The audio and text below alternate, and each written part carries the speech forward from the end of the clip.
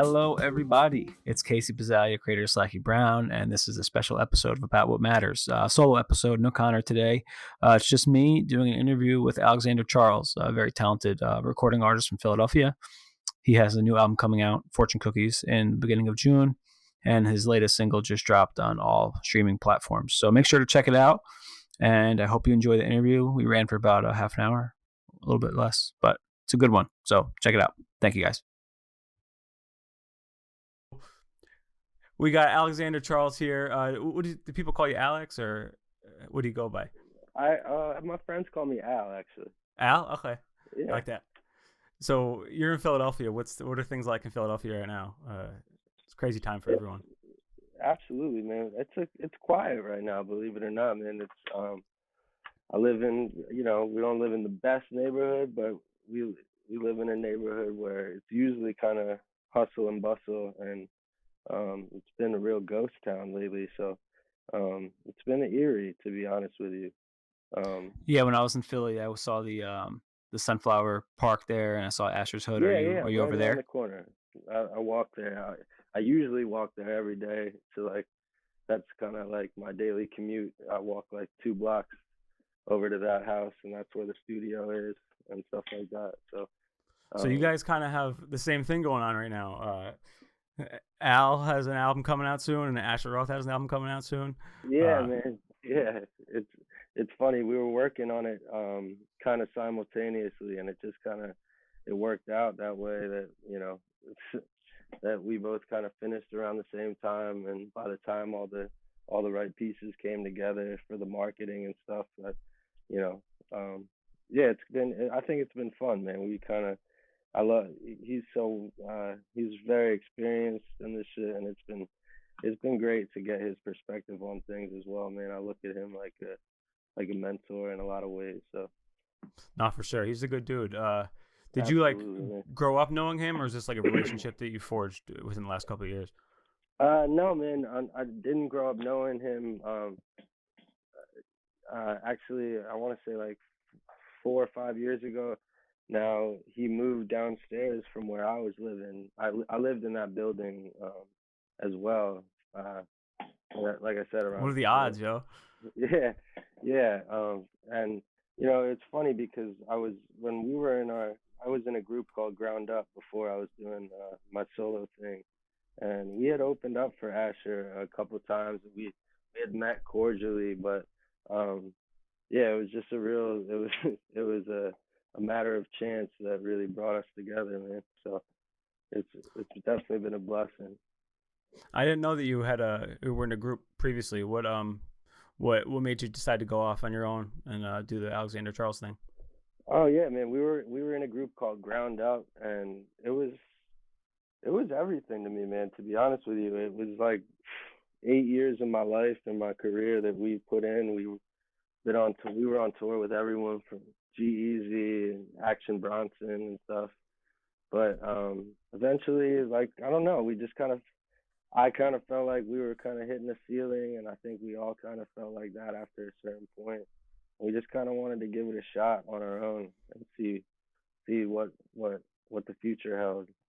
I mean, that being said, we still work closely together. Like, Beej still produces the majority of my records, and he was the producer for Ground Up. And the other MC, it was me and a guy named Malcolm, and he's featured on this project as well. He still does a lot of creative things. So, yeah, it's we're still very close, but we don't go by Ground Up anymore. Well, you've done a great job growing your brand. You have almost 10,000 followers on Instagram. You have a nice base. Thanks, man. And with Beej, it's interesting as well because with Asher's album, he has one producer doing his whole joint, and your album is all produced by Beej as well, correct? Yeah. Is that how do you find that? You think that's something that you get better content doing it that way? I think that we've done both, I guess you could say, but I think that there's this definite sense of cohesion that comes with working with the same producer, and I don't know. I really like the idea of having a project feel kind of thematic and work and sound different, but also work in unison at the same time, if that makes any sense. Um, like, so I think that it's kind of important to have that person. Not to mention, Beej records all of my music, and I think that Asher probably could say the same about. I think the kid's name is Rob Devious. Yeah. Yeah. I think that there's a after you work with someone for a certain amount of time, they get to know your vocal inflections, and it's kind of like chemistry with a quarterback and a wide receiver. I Yeah. think that there's definite advantages to working with somebody that um, you really know and you're comfortable with. Not to mention the performance itself. I think, like I don't like recording in front of people that I don't know, particularly when it's like a vulnerable song or For sure. something that you know what I mean. That's Yeah, I the mean, one. Yeah, sorry. a lot of the stuff is personal, I'm sure. So you want like having someone who's you kind of trust is nice, I'm sure. Absolutely, absolutely. That's like the one part of the process too that I feel like is kind of intimate. After that, it's for the world. You know what I mean? But um, that's the one part that I feel like we can control as artists. So the new project is called Fortune Cookies. Is this your first official album, or I know you've done some EPs and mixtapes and stuff? Yeah, no. This is my first solo album. And I couldn't be more excited to say those words. But yeah, the project is inspired. Like the title of the project is inspired by me a lot of self discovery in the last year. I was adopted, and I had really limited knowledge about my biological family and everything from that to my ethnicity.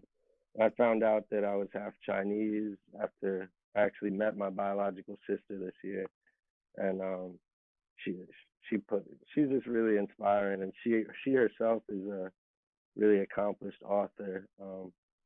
But yeah, she told me that about myself, like a whole different side of myself that I didn't really know, quite frankly. And yeah, I was trying to explain it to somebody else. Like I don't want to make it sound like I you know I grew up with a typical Chinese background or anything like that. I was adopted, but like, and fortune cookies, they're not traditionally Chinese either.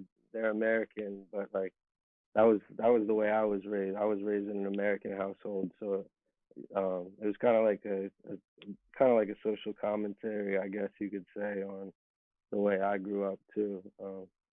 So I don't want it to sound like appropriation, but at the same time, like I'm trying to educate myself on myself and my heritage and stuff like that. So, Dude, that is fascinating. So you went how long without knowing that you were half Chinese or part Chinese? yeah, half Chinese, man. I went 20 28 years, That is and insane, bro. yeah, it was awesome, man. I mean, it was surreal to be honest with you. But then, yeah, my sister, she tracked me down through a bunch of back channels. She's kind of like again, her name is T. Kira Madden, and she published a book called uh, "Long Live the Tribe of Fatherless Girls," and she's been on like Oprah's bestseller or like recommended book list. She's incredible. But yeah, her memoir was kind of like a story about her parents and subsequently my biological parents. So it kind of gave me this whole insight. After I met her, I read this book and like my mind was just kind of blown away. Just because, yeah, there was really limited information about that, and yeah, so it was a wild time, man. But at the same time, it put things in perspective for me too. Like, and I have such a great relationship with my I don't even call them my adopted parents. It sounds weird using that phrase because they raised me. You know what I mean? That is my mom and dad. But at the same time, it was kind of cool to have this whole other part of the family tree kind of be exposed. So while we're there, did you grow up in Philly? Is that those your roots? Well, yeah. So, I was born in Miami, Oh, okay.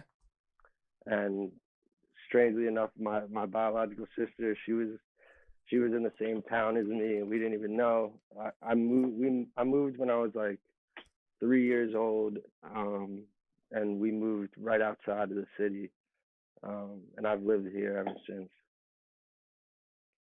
And then musically, is that something you picked up at an early age, or Yeah, when man. did that get going? I was in my mom's house. I would I would record with like a little microphone, and I'd have a mattress set up against the wall, kind of an old mattress, and I'd have to run from my little computer setup and press play, and then run to the microphone before the tracks got started. So that was like 14 years old, 15 years old, and I made like my first little mixtape, if you will, where I was using Little Wayne beats and stuff like that. Yeah. So it started early, man, but um, it didn't get serious, I'd say, until like 2008, 2009. So was there a point in your life where you were like, you know what, uh, I'm I'm gonna leave school, or I'm not gonna go to school and pursue music, or did you after high school, did you go to college? Did you pick up Yeah, and leave, or? you know what? Believe it or not, man, for me, I went to Temple, and Oh, okay, go um, Owls. yeah, absolutely, man. I'm an owl for life. And but Temple was like very much kind of facilitated uh my career at the time. When we were in Ground Up, in between classes, we would pass out CDs that we printed out, thousands of CDs that we just printed out and put the covers in, not asking for money or anything.